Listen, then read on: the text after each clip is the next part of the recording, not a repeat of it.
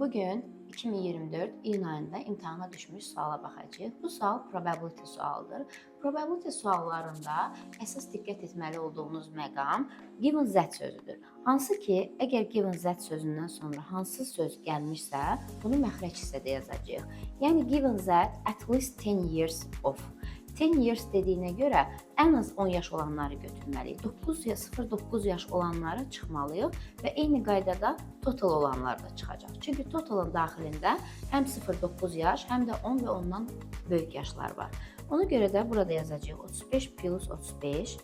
Daha sonra diqqət etməli məqamımız hardan seçir? What's the probability of selecting from group A? Yalnız A-dən seçəcək. A-də say 19 və 11-dir.